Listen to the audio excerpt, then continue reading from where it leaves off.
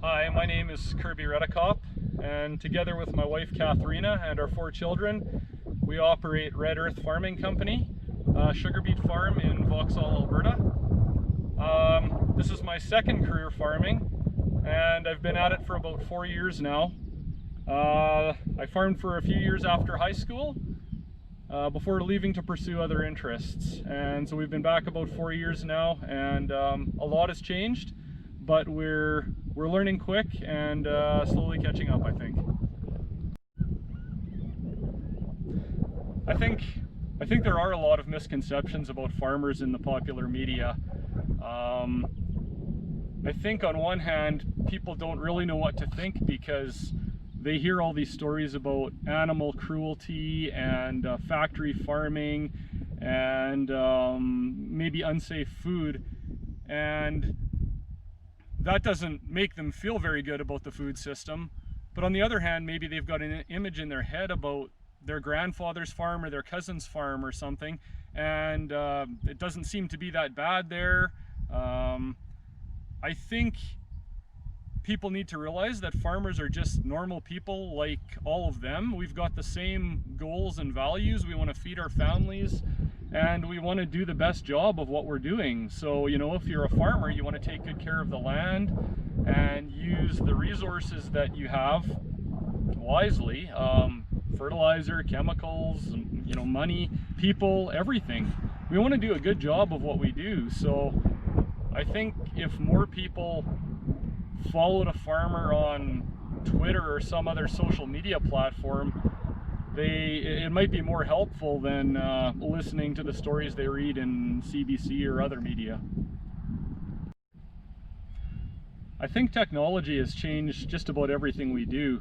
Smartphones are obvious, they've changed everybody's lives, but beyond that, you know, computers have changed every piece of equipment that we touch on the farm, whether it's GPS or automated pivot controls or our sprayer booms that shut on and off automatically and reduce the amount of pesticides we use, or, you know, fertilizer spreaders that do the same thing.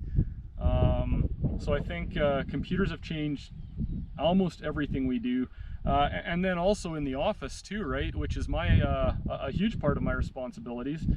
So we've got lots of data available to us that we can look at and analyze to see what sorts of operations we're doing that are changing the outcomes on the farm, and what we can do better.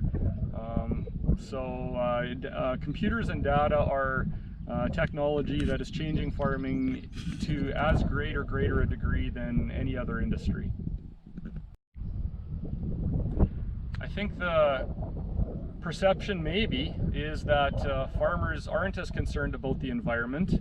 At least that's the way it comes across to me in the media, and I disagree with that. I mean, we live here, these are our farms, this is our land, and we want to take as good care of it as we can, so we do make efforts to have less impact on the environment. Some of the things we've done on this farm is installing variable frequency drives on our irrigation pumps.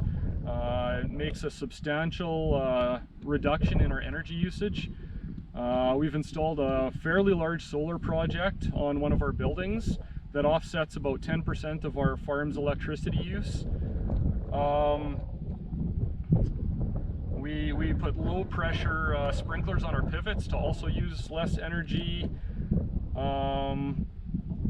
Just last year we were looking at our fertilizer usage, and there was a couple fields that seemed to perform just as well with a bit less fertilizer, so we changed the field over to using less fertilizer, didn't notice any yield reduction, and so we're using, I would say, yeah, maybe 8% less fertilizer across the farm right now than we were a couple of years ago because of that.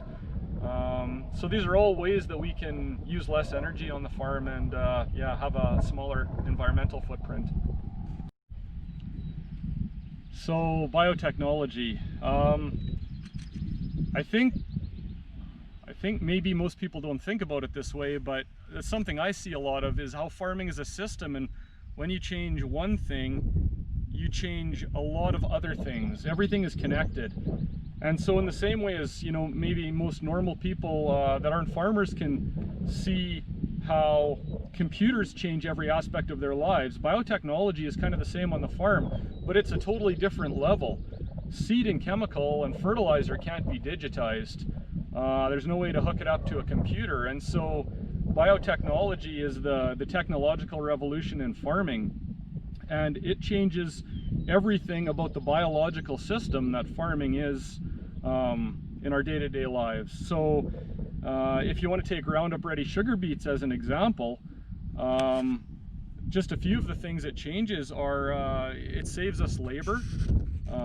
It makes what we do here in the field a lot less labor intensive. It saves us chemical costs, and we're putting down way less chemical and a lot safer chemical because of the way the Roundup Ready sugar beet seed is engineered.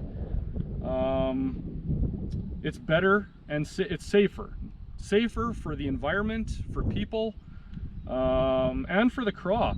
The crop will produce a better yield with Roundup Ready seed than otherwise, because the other chemicals we've used hurt the crop and the environment and potentially us if we weren't careful. And so Roundup Ready sugar beet seed changes all of that. Why do I grow sugar beets? When we were just making a decision to come back to the farm about 5 years ago, I guess the thing that tipped the scales for us was the sort of lifestyle I thought our family would be able to have. And yeah, for my wife and I, that was both really important.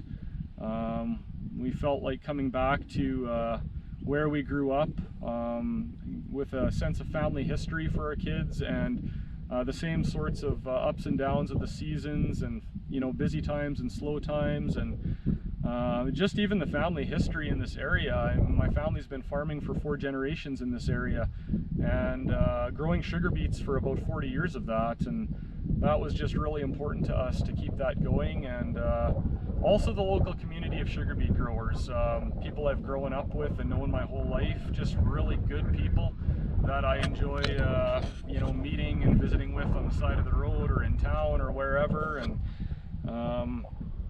I think, yeah, those are the main reasons I grow sugar beets. It's not economics at all, although I mean we do need to make a living obviously, but it's more about the lifestyle and the values.